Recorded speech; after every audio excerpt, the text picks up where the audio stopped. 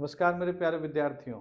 तो आज के लेक्चर में हम लोग बात करेंगे पॉलिटिकल साइंस में वेस्टर्न पॉलिटिकल थॉट्स या उन थिंकर्स को जो वेस्टर्न पॉलिटिकल थॉट में अपना कंट्रीब्यूशन दिए, उनमें कौन कौन से इम्पोर्टेंट थिंकर्स हैं और इससे जुड़े हुए वो सवाल जो चाहे सीयूईटी एग्जाम्स हो, पीजी यानी मास्टर के लिए, या यूजीसी नेट जेआरएफ का एग्ज़ाम हो, या अदर कोई भी एकेडमिक और कॉम्पिटिटिव एग्जाम्स में जो क्वेश्चंस इससे रिलेटेड होते हैं वो किस तरह से बनाए जाते हैं, उसके फॉर्मेट को कैसे हम समझ सकते हैं। आज के लेक्चर में हमारा मुख्य उद्देश्य यही है कि आप सबको पॉलिटिकल साइंस में वेस्टर्न पॉलिटिकल थॉट्स के बारे में और उनसे जुड़े हुए जितने भी थिंकर्स हुए हैं उसके बारे में जानकारी देना। तो आइए सबसे पहले हम वेस्टर्न पॉलिटिकल थिंकर्स की बात करते हैं। तो कहानी शुरू होती है सोफिस्ट से, और सोफिस्टों के द्वारा सबसे पहले एक लॉजिकल, एक ह्यूमन सेंट्रिक अप्रोच के बारे में बात करने की शुरुआत होती है। और उसके बाद सोक्रेट्स यानी कि सुकरात, जो कि पहले ऐसे महान विचारक हुए जिन्होंने पहली बार लॉजिकल बात की, और उसका उनको बहुत बड़ा हर्जाना भी भुगतना पड़ा। चूंकि प्लेटो पॉलिटिकल फिलॉसफी के फादर माने जाते हैं, एक एस्टेब्लिशमेंट करने वाला व्यक्ति जो कि पॉलिटिकल थ्योरी को स्टैब्लिश करता है। तो आज के लेक्चर में हम मुख्य रूप से प्लेटो के ऊपर केंद्रित रहेंगे और उम्मीद करेंगे कि आप सबको एक शॉर्ट और एक क्रिएटिव तरीके से कैसे प्लेटो से जुड़े हुए फैक्ट्स एंड फिगर्स को याद किया जा सकता है, उस पर हम लोग विचार करेंगे। तो आइए सबसे पहले हम जानना चाहेंगे कि प्लेटो को जब हम पढ़ते हैं उनमें किन चीजों को हमें पढ़ना चाहिए इस टॉपिक में। सबसे पहले हम बात करेंगे प्लेटो एज ए थिंकर क्यों जरूरी है और उनका क्या कंट्रीब्यूशन है। तो प्लेटो को जानने के लिए हम सबसे पहले इनका इंट्रोडक्शन, जो कि एक पर्सनल या एक लाइफ स्केच या लाइफ जर्नी होती है। कोई व्यक्ति कहाँ जन्म लिया, किस स्थान पर उनकी मृत्यु हुई, कहाँ से उनके थिंकिंग प्रोसेस की शुरुआत हुई। फिर इनका थिंकिंग मेथड्स है, उस पर हम बात करेंगे। फिर मेजर थ्योरीज जो हैं इनसे जुड़े हुए, उस पर विचार करेंगे। और फिर इनके इंपॉर्टेंट बुक्स जितने हैं। अब आपके किसी भी एग्जाम में जो क्वेश्चंस रिलेटेड होते हैं मेनली इन्हीं से होता है कि प्लेटो के थ्योरी कौन कौन से हैं और प्लेटो ने अपने इस थ्योरी में किन किन बातों पर चर्चा की है, और उनका थिंकिंग प्रोसेस, और खास करके उनकी जो बुक्स हैं, ये जरूरी होता है। इसके अलावा कभी कभी एग्जाम में इनसे जुड़े हुए कुछ स्टेटमेंट्स, कुछ ऐसी लाइंस जो इन्होंने अपनी फिलॉसफी में दी है, उससे जुड़े हुए भी सवाल होते हैं जिस पे हम लोग डिटेल्स में चर्चा करेंगे।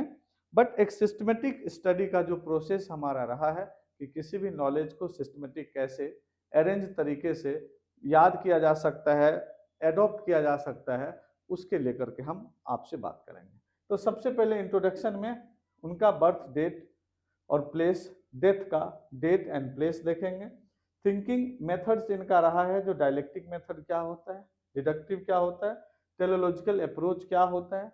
मेजर थ्योरीज में जैसे theory of states, philosopher king, theory of forms, allegory of the cave theory, theory of justice, और इस तरह से कई ऐसी चीजें हैं कि वुमेन्स के ऊपर, एजुकेशन के ऊपर उनका क्या विचार रहा है। बुक्स में हम कुछ बुक्स यहाँ लिखे हैं, डिटेल्स में इन सब पे चर्चा करेंगे। तो आइए नेक्स्ट में हम लोग देखते हैं पॉलिटिकल थॉट की जो शुरुआत होती है वेस्टर्न में, वो कौन सा ज्योग्राफिकल लोकेशन, वो कौन सा प्लेस है। तो आप जब वर्ल्ड मैप पे इमेजिन करेंगे तो सबसे पहले ये मेडिटेरियन सी का हिस्सा है। हमने ये अफ्रीका, जो उस समय लीबिया कहलाता था, क्योंकि वर्ल्ड का मैप इतनी ही दूर था। ये जो देख रहे हैं आप सीन, आप जब इरेटोस्थनीज का मैप देखेंगे, हिकेटियस का मैप देखेंगे, सब लोगों ने इस एरिया को ही कवर किया था, और उसी को लेकर के हम आज आपके सामने हैं। उस एज में जब वेस्टर्न फिलॉसफी या वेस्टर्न थॉट क्रिएट हो रहा था, ऑरिजिन हो रहा था, उस दौर की दशा क्या थी। तो इस ज्योग्राफिकल लोकेशन को जरूर मेमोराइज कीजिए आप लोग। हम यहाँ सबसे पहले बात करेंगे इटली का ये रोम शहर, रोमन डायनेस्टी और पोप का एकाधिकार का केंद्र, ये आप ध्यान रखेंगे इटली। ये जगह जो है यहाँ से, ये एड्रियाटिक सी के किनारे और ये मेडिटेरियन सी का ये हिस्सा, ये पूरा कोस्टल एरिया से लेकर के पेनिनसुलर पॉइंट पे ग्रीस या यूनान कंट्री बसा हुआ है, जिसके दो फेमस जो सिटी थे प्राचीन काल के, एथेंस और स्पार्टा। हम इन दोनों को अपने हिसाब से डिनोट कर दिए ताकि आपको याद हो जाए कीवर्ड्स क्या क्या, कौन कौन से प्लेसेज आपके लिए जरूरी है। इधर एशिया माइनर यानी कि वर्तमान टर्की, उसके आसपास का जो एनाटोलिया प्लेटू रीजन है उसको एशिया माइनर कहा जाता था। उस एरिया को भी आप ध्यान रखेंगे कि कैसे अरिस्टोटल को जब पढ़ेंगे तो कहाँ कहाँ वो गए और किन किन जगहों से उनका ताल्लुकात रहा, तो इसमें ध्यान रहेगा। अलेक्जेंड्रिया ये इजिप्ट का एक शहर है, अभी भी आप मैप पे देख सकते हैं। उस समय की फेमस लाइब्रेरी, फेमस उस समय का एक ज्ञान विज्ञान का सेंटर था ये भी, तो इसको ध्यान रखें। इधर आप इंट्रोडक्शन में जाने, प्लेटो का बर्थ 428 बीसी में और डेथ जो है 348 बीसी में हुआ था। ये बीसी की बात हो रही है, बिफोर क्राइस्ट की बात हो रही है। और इनका प्लेटोज का कुछ नाम आप देखते होंगे एग्जाम में, खास करके एंट्रेंस एग्जाम में जरूर पूछा जाता है कि उनका एक्चुअल नाम क्या था, तो ये एरिस्टोकलस आप ध्यान रखेंगे, है ना। और उसके बाद उनको अफलातून भी कहा जाता है। कई लोग लिखते हैं कि वो उनका शरीर, सुडौल शरीर और जो उनका स्मार्ट पर्सनालिटी थी एक, उसको लेकर के अफलातून भी इनको कहा जाता था। ये सारी चीजें जुड़ी हुई है उस जगह से जहाँ पे प्लेटो ने इसी एथेंस को स्टैब्लिश करने का और अपनी एकेडमी एस्टेब्लिश करके ज्ञान विज्ञान का केंद्र बनाने का काम शुरू किया।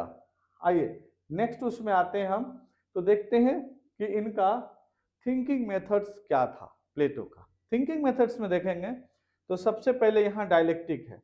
डायलेक्टिक में दो चीजें शामिल है, है ना, डायलॉग्स फॉर्म या क्वेश्चन फॉर्म कहते हैं, यानी कि किसी भी चीज को क्वेश्चन और आंसर। डायलॉग का मतलब होता है दो लोग कहीं ना कहीं इन्वॉल्व हैं या दो तरीके से क्वेश्चन और आंसर दो फॉर्म में चीजें अवेलेबल है। तो डायलेक्टिक मेथड था, ये किसी भी चीज पर विचार करने से पहले उस पर क्वेश्चन क्रिएट करते थे, यानी प्रॉब्लम क्रिएट करते थे, और फिर उसके आंसर या सॉल्यूशन के रूप में अपनी बातों को रखते थे। जब हम फिलॉसफी में पढ़ते हैं तो इसी में आता है कि कैसे कुछ स्कॉलर्स पहले की चीजों पे क्वेश्चन उठाते थे, यानी कि खंडन करते थे, और फिर उस खंडन को अपने तर्कों के माध्यम से, अपने ज्ञान के माध्यम से उसका मंडन करते थे। आइए, तो ये डायलेक्टिक मेथड आप समझ जाइए, जब क्वेश्चन आंसर या डायलॉग फॉर्म में बातचीत चली, कोई चीज रखी जाए, उसे हम डायलेक्टिक मेथड कहेंगे। एक वर्ड आया डिडक्टिव। डिडक्टिव और इंडक्टिव थ्योरी आप लोग रिसर्च मेथोडोलॉजी में पढ़ते हैं, टीचिंग एप्टीट्यूड में भी पढ़ते हैं, और यहाँ पर भी देखिए, यानी कि किसी भी व्यक्ति का एक प्रोसेस होगा टीचिंग का या सोचने का या थिंकिंग का, कि वह एग्जाम्पल टू थ्योरी आता है या थ्योरी टू एग्जाम्पल जाता है, जनरल टू स्पेसिफिक आता है या स्पेसिफिक टू जनरल आता है। तो इनका था डिडक्टिव। डिडक्टिव मतलब जनरल टू स्पेसिफिक या थ्योरी टू एग्जाम्पल या होल टू पार्टिकुलर। ये जो होल टू पार्टिकुलर आने का मतलब हुआ, इन्हीं का जब हम पढ़ते हैं फिलोसफिकल वे में, तो वो होल का ही पार्टिकुलर इस दुनिया को समझाने की कोशिश करते हैं। जब हम आइडियल वर्ल्ड और हम ये मेटेरियलिस्टिक वर्ल्ड पर हम विचार करते हैं, तो इनका ये डिडक्टिव मेथड भी आप ध्यान में रखेंगे। एक वर्ड आया टेलोलॉजिकल। टेलोलॉजिकल का मतलब हुआ कि ये फाइनल काउजेज जो है, किसी भी चीज का कोई भी काउज पहले से निर्धारित है, यानी कि अगर हमें आपसे मिलना है तो ये पूर्व से निर्धारित है, यह विचार यही कहता है, टेलोलॉजी यही कहता है। उसके बाद यहाँ पर लिखा हुआ everything is decided before act. कुछ भी होने से पूर्व, जैसे कहते ना अपने, कई लोग बोलते हैं भाग्य में लिखा होगा वही मिलेगा, तो भाग्यवादी अप्रोच जो होता है हमारे यहाँ चलता है। टेलोलॉजिकल अप्रोच में कहा जाता है कि सभी चीज का कारण पूर्व में निहित है, सब कुछ पहले से ही निहित है, मनुष्य सिर्फ उसकी एक्टिविटी करता है और सिचुएशन के अकॉर्डिंग अपना काम करता है, ऐसा होना तय था इसलिए ऐसा होता है। ये टेलोलॉजिकल अप्रोच में होता है।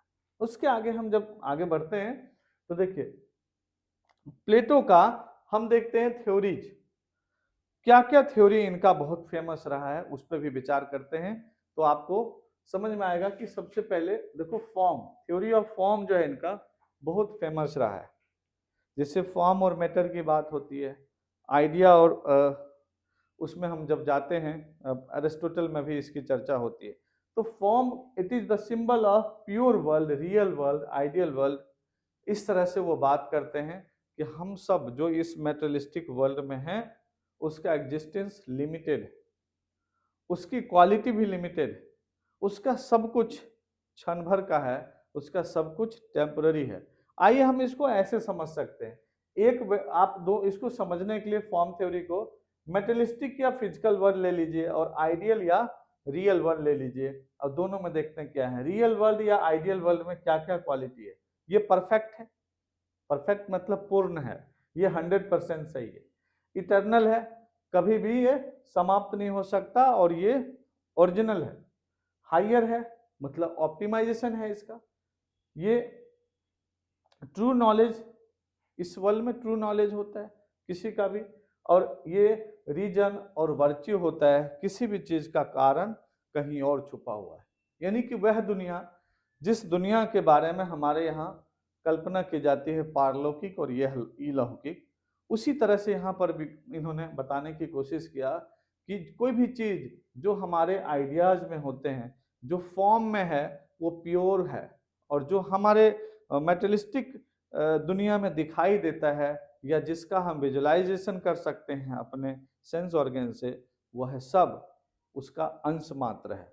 अब देखिए मटेरियल वर्ल्ड में क्या है, इम्परफेक्ट, हम सब अपने आप में अधूरे हैं, सभी वस्तु इस संसार में अपने आप में अधूरा है। अच्छा, उसका देखिए ट्रांजेंट है, यह चेंजेबल है, इसमें क्षण क्षण परिवर्तन होता रहता है, यह नित्य नहीं है। अब देखिए लोअर है ये, भाई जो मैक्स ऑप्टिमम क्वालिटी ये है तो ये लोअर है। यहाँ पर कहा जाता है कि हमारा आपका एक ओपिनियन होता है, हमारा आपका एक परसेप्शंस होते हैं, और कहा जाता है कि सेंस ऑर्गन्स के जरिए, है ना, हम सेंसरी एक्सपीरियंस के जरिए जिन चीज़ों को अपने इन ज्ञानेंद्रियों से देख लेते हैं, जान लेते हैं, बस उतने ही तक वह लिमिट है। जबकि इनसे परे भी जो प्योर नॉलेज होता है, प्योर विजडम होता है, वह वर्च्यू ऑफ नॉलेज की स्थिति इस रियल वर्ल्ड में या आइडियल वर्ल्ड में होता है, ना कि मटेरियल या फिजिकल वर्ल्ड में होता है। ये इनकी एक फिलोसफिकल थ्योरी है, जहां से भी क्वेश्चन आपके एग्जाम में रहता है। उसके बाद देखिए ये बड़े मजेदार हैं, है ना, एलेगरी ऑफ द केव जो है, इसको अलग अलग तरह से लोग समझते हैं, और बहुत सिंपल तरीके से हमने कोशिश की इसको कि आपको पिक्चराइज करके बताएं। सबसे पहले देखिए हमने एक गुफा बनाया है, केव है। इस केव में हमने लिखा है फिजिकल वर्ल्ड या मटेरियल वर्ल्ड। इस फिजिकल वर्ल्ड में, इस भौतिक दुनिया में सभी मनुष्य तरह तरह के बंधनों से बंधा हुआ है। उसके हाथ में पैर में जंजीर बंधी हुई है, वह इस दुनिया से ऊपर उठ के कुछ सोच नहीं पाता है, उसी जिम्मेदारियों में, उसी अपनी तरह तरह की इच्छाओं को पूरा करने में वो लगा रहता है। इससे बाहर की दुनिया और बेहतरीन हो सकती है, उसकी कल्पना भी इन जंजीर में, इस गुफा में नहीं कर पा रहे हैं। लेकिन गुफा के एक सेंटर से कहीं से कुछ रोशनी आ रही है जो काफी खूबसूरत और सबको आकर्षित कर रहा है। ये रोशनी किस तरह से है, सब उसकी तरफ देखते हैं, लेकिन चूंकि इनके आंखों पे इस भौतिकता का, इस मेटेरियलिस्टिक वर्ल्ड का की पट्टी बंधी होती है, जिससे बाहर वो सोच नहीं पाते। लेकिन इसमें से एक व्यक्ति बाहर निकलता है, कोई भी, और वह बाहर निकल के देखता है तो वहां पे रोशनी ही रोशनी है, और सब कुछ परफेक्ट कंडीशन में है। और इस व्यक्ति, इस गुफा से निकला हुआ व्यक्ति कहाँ चला गया है, तो आइडियल वर्ल्ड में चला गया है, आइडिया की दुनिया में चला गया है, जहाँ वर्च्यू ऑफ नॉलेज उसका हाई लेवल पे है। गुड जिसको शुभ कहते हैं, तो शुभ की प्राप्ति है, अब ये शुभ हो गया है, इनलाइटनमेंट हो गया है, यानी कि इसका आत्म चेतना से ये जागृत हो गए हैं, और इस चैतन्य पुरुष, जिसको कि हमारे यहाँ निर्वाण या केवल तरह तरह के शब्दों से नवाजा गया है, तो इनलाइटनमेंट पुरुष जो होता है, इसी को कहा गया कि वही व्यक्ति क्षमता रखता है फिलोसफर किंग या क्वीन बनने का। अब वह राज्य संचालन अगर करता है या वापस जा करके रिटर्न होता है और अपनी दुनिया में जा करके लोगों को उस दुनिया के बारे में अपने ज्ञान से जब अभिभूत करना चाहता है तो दोनों चीजें हो सकते हैं। हो सकता है उसको थ्रेट मिले जैसे कि सुकरात को मिला था, या हो सकता है उनकी बातों से लोग लाभान्वित हो। अब प्लेटो इन्हीं सब चीजों को लेते थे कि ऐसे ही व्यक्ति जिसका इनलाइटनमेंट हो गया हो, वह एजुकेशन के ऑप्टिमम लेवल पे जा चुका है, ऐसे लोगों को ही किंग या क्वीन को राज्य का संचालन मिलना चाहिए। वह बेहतर नैतिक रूप से राज्य का संचालन कर सकता है। अब देखिए, तो एलग्री ऑफ द केव में बहुत कॉम्प्लेक्स कंडीशन में नहीं पढ़ना है आपको, ठीक है, ये कीवर्ड्स ध्यान रखें। इसके बाद आइए देखिए, हेडिंग है थ्योरी ऑफ स्टेट। आइए स्टेट की थ्योरी क्या कैसे समझाए, बिल्कुल कीवर्ड्स लेकर के आप समझ सकते हैं। पहला है नेचुरल ऑर्गेनाइजेशन। स्टेट क्या है? एक नेचुरल ऑर्गेनाइजेशन है। ऑर्गेनिक थ्योरी ऑफ स्टेट्स, आप जैसे अभी हम डिटेल्स करेंगे, है ना।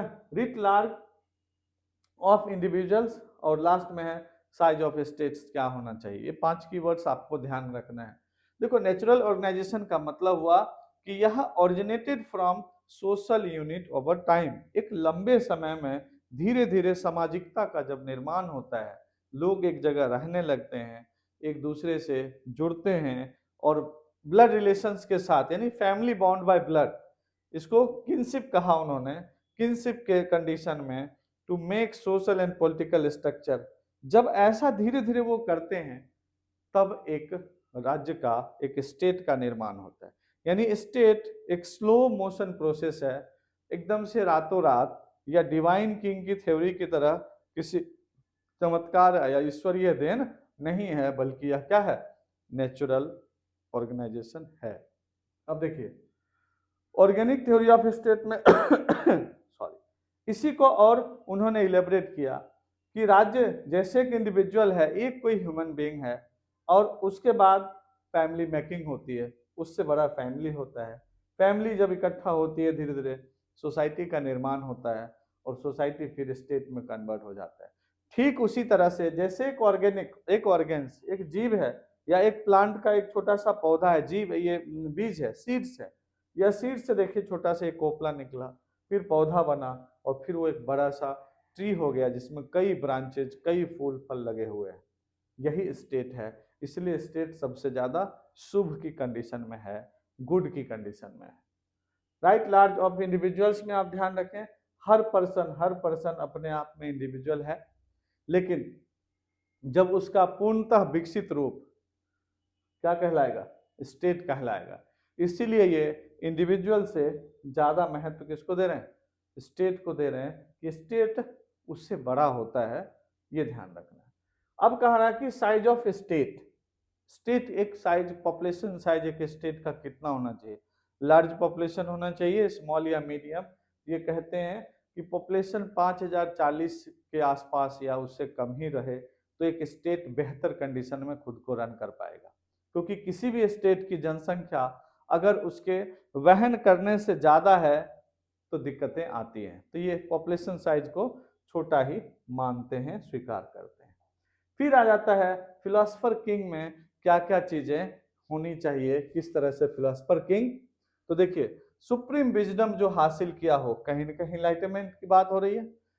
सुप्रीम विजडम जो हासिल किया हो, आइडियल लीडर हो, है ना, एक आदर्शवादी राजा, आदर्शवादी नेता, जो हर चीज को आइडिया के वर्ल्ड के लेवल पे ले जाकर के सोचता हो। नॉलेज ऑफ वर्च्यू, ज्ञान की वह शुभत्म तक पहुंचा हो, शुभ तक पहुंचा हो, वैसा व्यक्ति। और सेल्फलेसनेस एंड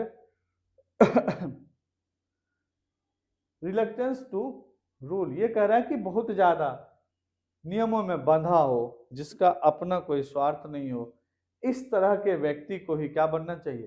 किंग बनना चाहिए। एक राजा में ये सब गुण होना चाहिए।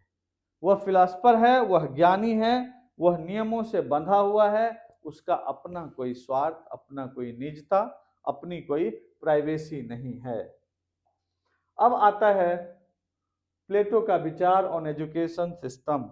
एजुकेशन प्लेटो के हिसाब से कैसा होना चाहिए? देखिए, एजुकेशन को इन्होंने कैटेगराइज किया ऑन द बेसिस ऑफ, देखिए क्या है, स्टेट को अंदर में कंट्रोल होना चाहिए, यानी कि राज्य ही उसका निर्वहन करे, पूरी तरह से कंट्रोल रखे। फुल गवर्नेंस ऑफ स्टेट रहे और साथ साथ responsibilities of state to provide education, सबको शिक्षा प्रोवाइड करने की जिम्मेदारी स्टेट ले और एक कड़े नियम के अनुसार सबको उसमें ढालने की कोशिश करे, गार्जियनशिप दे उसको, है ना, पेरेंटल केयर करे। एज जो है बेस पर इन्होंने जो करिकुलम डिसाइड किया उसमें देखिए प्राइमरी, सेकेंडरी, टर्शियरी और पोस्ट टर्शियरी हम 4 ग्रुप में देखते हैं। पहला ये ग्रुप है एज 0 से 18 या 20 कहिए या 7 साल से 18 से 20 साल तक का बच्चा, उसका फिजिकल यानी कि फिजिकल खेल कूद और उन सब से जुड़ा हुआ ताकि शारीरिक क्षमता उसकी बढ़े, मेंटल यानी कि थोड़े थोड़े उसमें कैलकुलेशन कैपेसिटी बढ़ना शुरू करे और मेंटली वो स्ट्रांग हो, और लास्ट में दिया है कैरेक्टर बिल्डिंग का काम हो, यानी कि इस दौर में उसका कैरेक्टर मजबूत हो, आत्मबल, उसके अंदर ईमानदारी या उसके अंदर जो सच बोलने की क्षमता या आपसी सहयोगात्मक चीजें यानी मोरालिटी का डेवलपमेंट बाल मन में हो तो बेहतर होगा। सेकेंडरी में कहा रहा है 20 से 30 साल के एज में अब उसको एडवांस स्टडी थोड़ा करानी चाहिए, जिसमें कि मैथ्स है, एस्ट्रोनॉमी है, ज्योमेट्री है, इन सब की जानकारी हो। अब यहाँ पर एडवांस का मतलब हुआ कि अब उसको वर्क प्रोसेस थोड़ा लोड बढ़ेगा, यानी कि ज्ञान उसको मिलना चाहिए कैलकुलेटिव। टर्सरी में जाते हैं 30 से 35 में, इसमें हायर स्टडी है जिसमें फिलॉसफी और डायलेक्टिक्स की जो है जानकारी होनी चाहिए, यानी कि अब यहाँ से वो question answer problem solving method में इन्वॉल्व होना शुरू हो जाएगा। 30 से 35 में गया, शिक्षा का ये सबसे बेहतर लेवल माना जाता है। और सबसे लास्ट में आता है पोस्ट क्वार्टनरी 30 से 35 से 50 वाला, जिसमें कहा जाता है कि इसमें जो सब कुछ निपुणता हासिल कर लेता है उसकी जांच होती है और फ्यूचर लीडर्स का सिलेक्शन होता है, यानी उसके बाद उस जांच को पार करके जो हायर स्टडी में जाता है, इनलाइटनमेंट की तरफ जाता है, वो उसी में से लीडर चुनने की बात होती है। यानी कुल मिलाकर के इन चारों स्टेज को पार करके ही कोई रूलर कंडीशन में आ सकता है, रूल करने की स्थिति में आ सकता है। अब नेक्स्ट में हम आते हैं थ्योरी ऑफ जस्टिस, देखते हैं इनका। बस आपको छोटे छोटे हेडिंग्स है ऐसे ही लेकर के चलना है। अब देखिए यहाँ पर रेशनल एलिमेंट्स, उसके बाद देखिए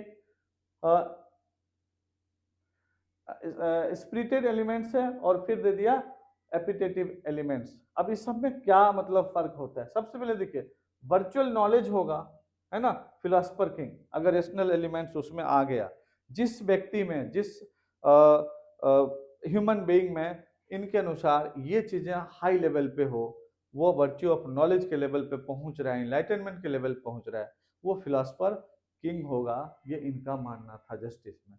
अब देखिए इसमें कहा जा रहा है कि वर्च्यू ऑफ कैरेज, वॉरियर्स के लिए जो कैरेजनेस हो, हिम्मती हो, जो बलवान हो, वो ये गुण हो तो उसमें स्पिरिटेड का गुण हो तो वो क्या होगा, वॉरियर्स, वो रक्षा, सेना, सोल्जर्स, इन सब में जाने के स्थिति अपनी बनाता है।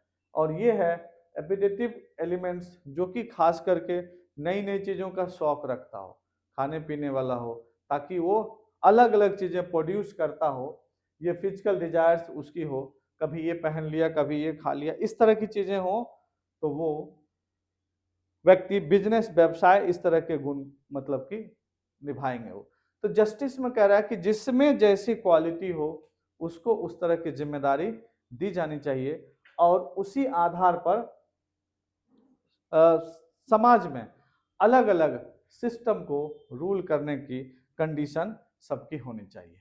देखते ये ध्यान रखना, थ्योरी ऑफ जस्टिस में आप इस बात को भी समझें कि प्लेटो का जस्टिस इंटरनल था, प्लेटो का जस्टिस कंडीशन या सिचुएशनल था, जिसमें प्लेटो शुरुआती दौर में रूल या लॉ से ज़्यादा किसी की कंडीशन या परिस्थिति को मानते थे, जिसमें उनका विचार था कि किसी भी घटना या इवेंट्स या कोई क्राइम हुआ तो क्राइम के पीछे के काउज या उसकी कंडीशंस या उसकी परिस्थितियों पर विचार करके ही हमें किसी निर्णय पर पहुंचना चाहिए। अगर ऐसा किया जाता है तो जस्टिस होता है। जस्टिस आत्मबल से मिलता है, इंटरनल होता है, जस्टिस कानून से नहीं मिलता है।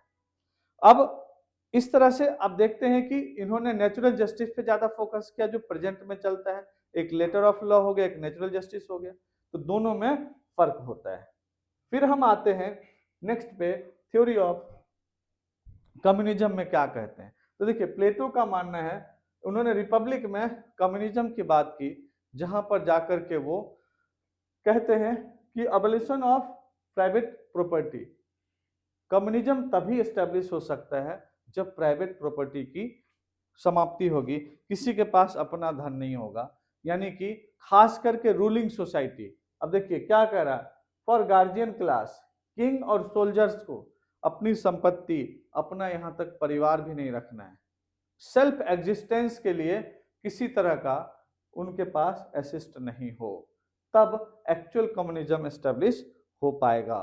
अब यहाँ कम्युनिज्म का मतलब ही हो गया कि ज्यादा से ज्यादा, अधिक से अधिक इक्वलिटी अगर मेंटेन किया जाता है तो कोई भी स्टेट कम्युनिज्म को बेस्ट तरीके से डेवलप कर सकता है। और अब देखिए सबसे इंपॉर्टेंट सेक्शन आपका आता है बुक्स, जो याद करने में कभी कभी आप लोग बहुत परेशान होते हैं, उसको हम किस तरह से तरीका अपनाएंगे और याद हो सकता है। और एक सीरीज में आप ध्यान रखना कि हम लेक्चर के प्रारंभ में भी हमने आपसे कहा था कि सिस्टमेटिक सीरीज या एक व्यवस्थित क्रम में जो आप नॉलेज रखेंगे कहीं, वही एग्जाम में काम आएगा और आप किसी को लेक्चर के थ्रू सिखा पाएंगे। बुक्स को सीरीज में हम देखने के लिए क्या करेंगे, हमने टोटल 11 बुक लिया है अभी तक, जो अलग अलग एग्जाम्स में पूछे गए हैं उनको उठा करके, और फिर उनके डेट्स निकाल के फिर सीरीज में किया है। सबसे पहले आप देखिए बुक है एपोलॉजी, क्रीटो, तीसरे नंबर पे गॉर्जियस, इयोन, फैदो और सिंपोजियम 6 नंबर पे है। एक राउंड में ये लाइन गई है, बड़ी लाइन, आप इसको ध्यान रखेंगे। फिर आ जाते हैं रिपब्लिक, इंडिया में आ गए हैं, तिरंगा फहरा दिया। रिपब्लिक में आने के बाद छोटी लाइन में 4 बुक है। यहाँ पे देखिए फिलेबस, स्टेट्समैन, यहाँ पे आ गया टेमियस और द लॉज लास्ट में है। याद कैसे रखेंगे, आइए सबसे पहले देखिए एक व्यक्ति आता है ना, आप समझिए कि एक व्यक्ति घुसता है इंडिया में, इधर बॉर्डर साइड से, उधर पाकिस्तान ही है, एप्पलॉजी एप्पलॉजी करते हुए इंडिया में आता है, लोग किरकिरा के बिल्कुल खोलता है एक दरवाजा कि भाई कौन आ गया, क्रीटो, सामने देखता है कि सेब लेकर आया हुआ है, चेहरा बिल्कुल गॉर्जियस हो जाता है, करे वाह। उधर से इयोन आती है, इयोन बहुत ज्यादा, इयोन मतलब कोई फीमेल है, कोई गर्ल्स है, तो वो बहुत ज्यादा लाभ फायदा सोच के खरीदती। इयोन आती है, बोलती है फायदा भी है कुछ लेने में, और एप्पल वाला पोज देते हुए बोलता है कि मैडम हम तो बहुत सस्ता दे रहे हैं आपको। सिंपोजियम, पोज दे दिया वो बिल्कुल, है ना, जैसे सिंगिंग कर रहा हो। एपोलॉजी, क्रीटो, गॉर्जियस, इयोन, फैदो और सिंपोजियम, एक राउंड में अपना वो लेके चला जाएगा डेरी। इंडियन रिपब्लिक में अब आ गए, भारत में देखिए रिपब्लिक मना लिया गया, हमने यहाँ पे तिरंगा बना दिया है, ये हालांकि एक ही रंग का है, रिपब्लिक याद रखेंगे। यहां से सीरीज एक यहाँ लास्ट होगा, इस पे द लॉज पे लास्ट करेंगे। अब देखिए अगर अल्फाबेटिकली देखेंगे तो PST है ना, PQRS के बाद T, यानी कि अल्फाबेटिकली इन तीनों का ऐसे सीरीज जा रहा है, और L से लास्ट होता है, लास्ट में लॉज, इन सब में। अब यहाँ देखिए फिलेबस, स्टेट्समैन, टाइमियस और द लॉज। अब हम अपने यहाँ कहेंगे कि भाई लोग सिलेबस फिलेबस नहीं देखते, है ना, स्टेट्समैन देते रहते हैं कि अरे हम तो बहुत बेहतरीन करा रहे हैं, और कोई भी कहेगा टाइम नहीं है, टाइमियस, सबके पास टाइम नहीं है, तो सबके अपने अपने लॉज है, लास्ट में लॉज कर देंगे एल से। तो फिलेबस, स्टेट्समैन और टाइमियस, ऐसे करके कुछ लिंक करना है आपको सीरीज में, अभी याद हो जाएगा यहाँ से। तो आप बोल सकते हैं उधर से देखिए एप्पल लेकर आया, अपोलॉजी अपोलॉजी कर रहा, किरकिरा का अपने गेट खोला, क्रीटो, ये भी हो गया। अब देखो क्रीटो आ गया, लेकिन देखे क्या कि एप्पल है तो गॉर्जियस, चेहरा बिल्कुल ही गॉर्जियस हो गया। उधर से इयोन आई, फायदा लाभ ढूंढ करके सेब का दाम लगाई, और फिर वो पोज देते हुए ठेला वाला चला गया। सिंपोजियम, वो अलग अंदाज में ही बोलते हुए जाता है ना, पोज देते हुए, पहुंचा कहाँ, रिपब्लिक, इधर रिपब्लिक डे मनाया जा रहा है। अब रिपब्लिक में क्या होता है, यहाँ पे देखो सिलेबस को फिलेबस करके याद रखिए, पी से फिलेबस, स्टेट्समैन और फिर टेमियस और लॉज को, ऐसे करके एक सीरीज बना लेंगे और आप इसको इजीली अपने माइंड में सेट कर सकते हैं। यहां पर हम लोगों ने बिल्कुल इसके कीवर्ड्स के साथ इस चैप्टर को समझने की कोशिश की है। अगर आप इसके पीडीएफ को अगर समझना चाहते हैं, जैसा कि इन दिनों चलता है, आप लोग देखते होंगे कि जिस तरह से पीपीटी और इनके जरिए कराई जाती है क्लासेज, तो हमने कोशिश किया है कि वो भी आपके पास हो। फर्स्ट पेज से मैं आपको दिखा दे रहा हूं। हाँ, अब देखिए, ये प्लेटो है।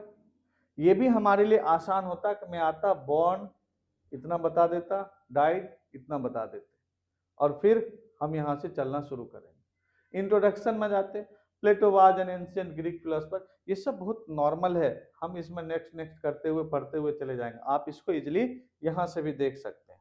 फिर देखिए थ्योरी ऑफ फॉर्म्स, इसमें आपके लैंग्वेज जो वहां हमने लेक्चर में कहा है और सिर्फ कीवर्ड्स रखे हैं, यहाँ पर डाल दिया गया है। उसके बाद फिर एल्गोरी ऑफ द केव, इसको आप डिटेल्स यहाँ से रिटर्न में भी देख सकते हैं कीवर्ड्स के रूप में। प्लेटो ऑन स्टेट्स यहाँ देख सकते हैं। फिर देखिए प्लेटो एज ए फिलोसफर किंग बता दिया, प्लेटो ऑन एजुकेशन सिस्टम। फिर देखिए आगे, ये आगे थ्योरी ऑफ जस्टिस। फिर इसके आगे हो गया थ्योरी ऑफ कम्युनिज्म। फिर इसके आगे देखिए प्लेटो कम्युनिज्म और मॉडर्न कम्युनिज्म में कैसे तुलना करके हम समझ सकते हैं। ये सारी चीजें आपको नोट्स में प्रोवाइड करा दिया। प्लेटोज सेकंड बेस्ट स्टेट किसको लेते हैं, प्लेटोज फर्स्ट स्टेट क्या कह रहा है, आइडियल स्टेट है ना, utopian society ruled by philosopher king who given based on the perfect justice and reason, यहां पर उन्होंने ले लिया। And described in the Republic, ये रिपब्लिक तक का है उनका फर्स्ट स्टेट। सेकंड देखिए हिज सेकंड बेस्ट स्टेट किसको रखा, is a more practical rule of law state described in the Laws. अब लॉज में उन्होंने रूल ऑफ लॉ को एक्सेप्ट कर लिया, यही ध्यान रखना है।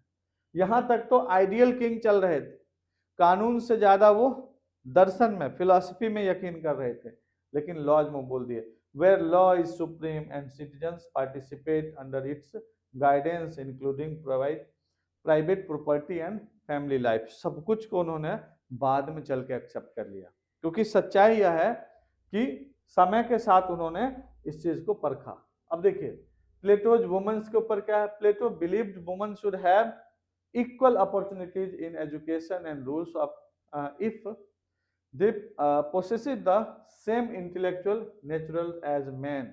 अब देख रहे हैं अगर कोई वुमेन मैन की तरह ही वो इंटेलेक्चुअल हैं, वो इन चीजों को मैनेज कर सकते हैं, तो उसको भी किंग और क्वीन हमने शुरू में बताया था रूल कर सकती है। प्लेटोज का वर्क हमने यहाँ पर कर लिया और इस तरह से हम वापस वहीं पर आ गए। तो हम चाहें तो दोनों तरीके से इस लेक्चर को कवर कर सकते हैं। इन तरीकों में आप याद कर लें और दूसरे तरीके में आप एक अच्छा नोट तैयार कर लें। तो मैं उम्मीद करता हूं कि इस लेक्चर में आप सब प्लेटो को शॉर्ट टर्म में बेहतर तरीके से समझ पाए होंगे।